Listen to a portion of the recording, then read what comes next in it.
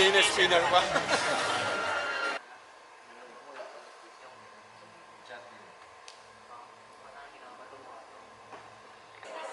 Spatter pa. So, nag-iilaw tayo, nag-spatter pa tayo.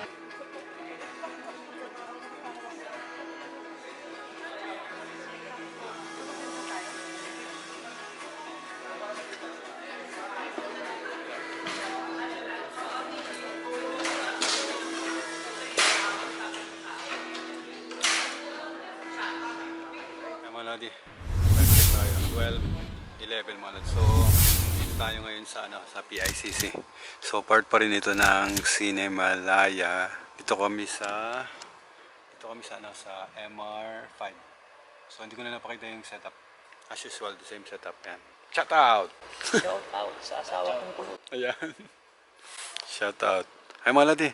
So, dito ang setup namin is audio, lights, and video. Yan. So, may LED wall dyan nasa harapan, LED wall. Then yung mga lights, ay makikita nyo naman yung lights. Yung audio natin dun. So, mamaya papakita ko yung yung ginamit na speaker.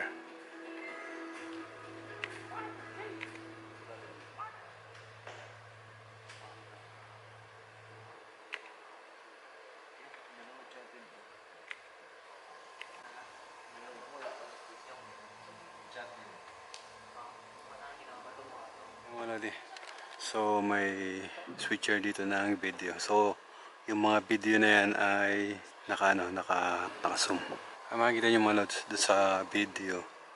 Makikita niyo yung beam nung ilaw nakaharang doon sa doon sa podium. Ayun, makikita niyo sa podium. Ayun. Hindi ko lang kung maaninag niyo doon sa video sa TV na 'yon. So dapat hindi nakaharang yung beam na 'yon doon sa podium. Ayun, ay mga lods. So kailangan kailangan nakadiretso na ganun para hindi nakaharang dun sa dapat ganyan pag may magsasalita dun sa podium. Makita mo yung yung mga yung beam ng ilaw mga lods. So yung isang video na yun is may camera dun sa harap mga lods. Dito nakaharap sa atin yung camera. Then yung isang camera is ito, nakaharap naman dun sa harapan. So ganito yung yung technical dito sa sa tech booth. Simula sa audio, sa lights, and sa video. Ay mga lodi. To give us a few words as we officially open this year's FIC, may we call the Film Development Council of the Philippines Chairman and CEO, the Honorable Tirso Cruz III.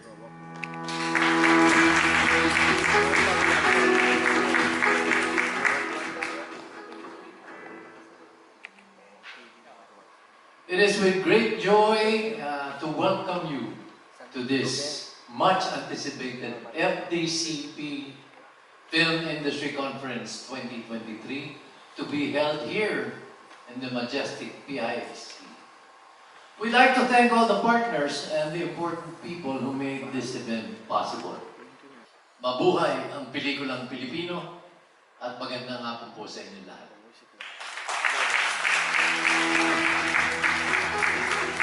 Our heartfelt gratitude to the chairman of FDCP, courtesy of the gracious support extended by the Film Development Council of the Philippines. We are thrilled to announce a captivating opportunity. From low-income communities, please welcome, ladies and gentlemen, Pere Chris Pablo.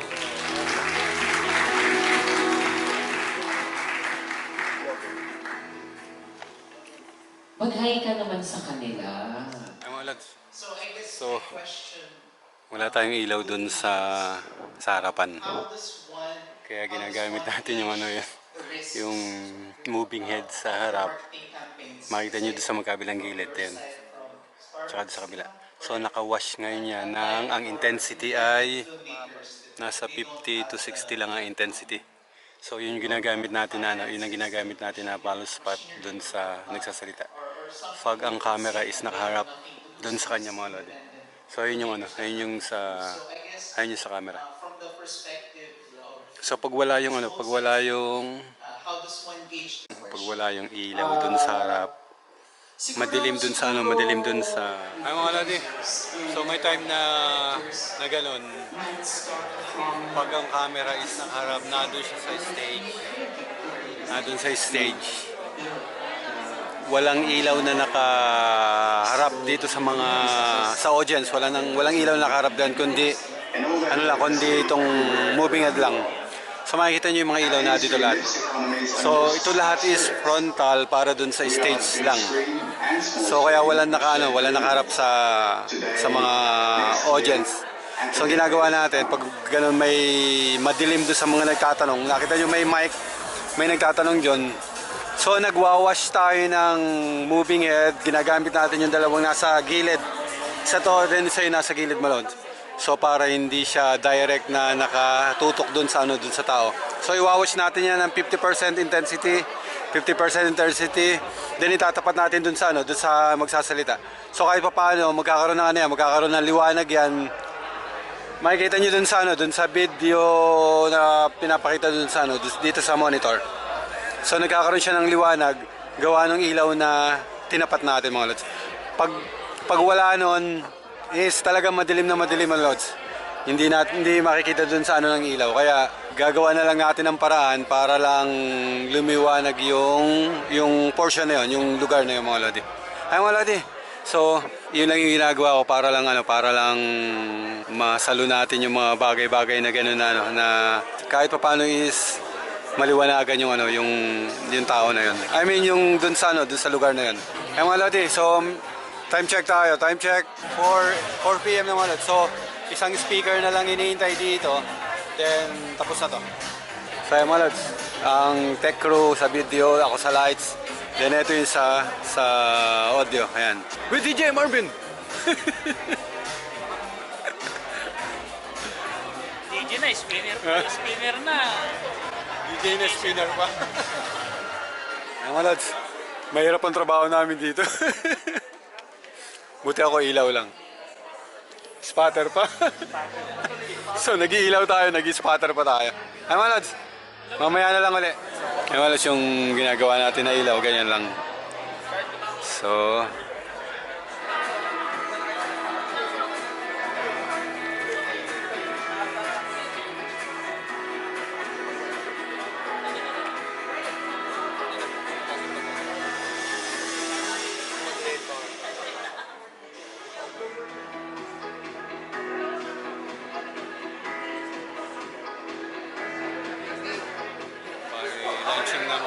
launching ng books. So, yung mga gamit, itong mga gamit na itong mga lods, iiwan natin to para bukas. So, bukas is meron pa rin same event pa rin bukas mga lodi. So, parang part. Mga lodi. So, ano na namin ito muna, unti-unti muna namin to. Pero iiwan na lang namin yung gamit dito. Mamaya na lang ulit mga lods. Ciao! Ay mga lodi, time check tayo. 7:51 mga lods. So, hindi pa tapos dito, book signing mga lods. So, ano to, book launch to. Ngayon is nagbo-book signing yung author nung libro mga lods. So, ito is naging extend lang nung event na inano namin kaninang hapon. So, extension lang to. So bukas, dito ulit kami bukas, same event, 2-day event sila. Ganun ulit, same program yung gagamitin natin. Itong pinatay ko na ito mga lods. Same program gagamitin natin para bukas. Tsaka dito sa hug up natin, same program gagamitin natin. So halos 3 hanggang 5 program lang yung nagagamit natin dito. Hindi na natin masyadong ginagawang masyadong makulay yung event. Ayaw nila ng mga makukulay. Ang wala ito yung hug dangle na ginagamit namin yan. Hug to hug.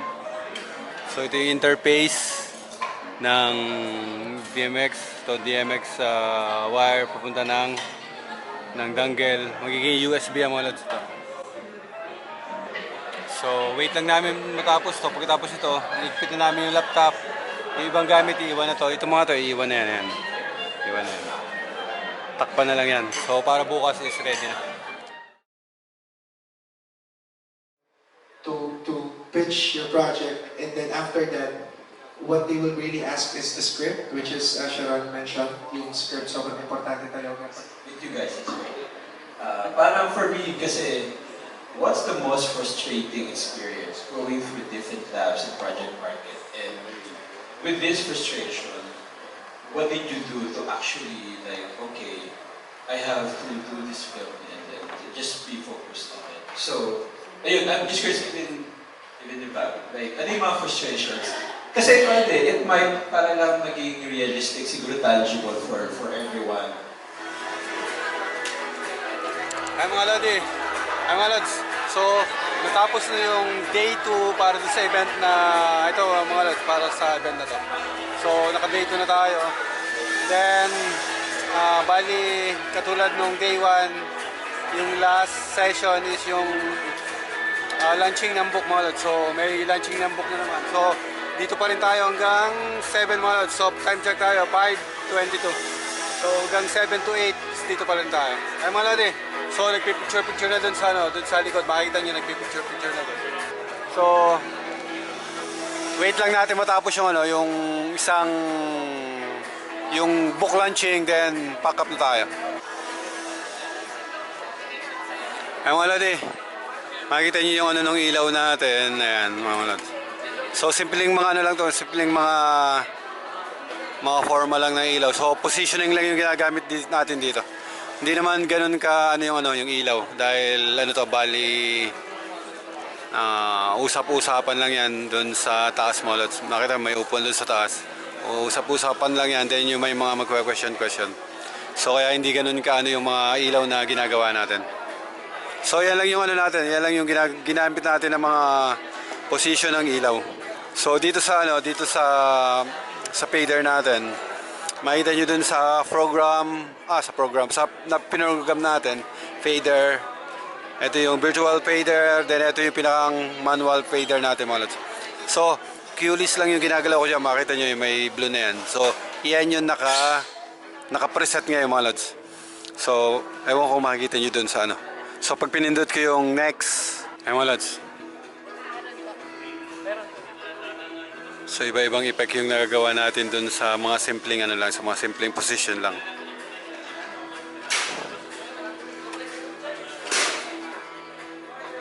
Yan. So yan yung effect.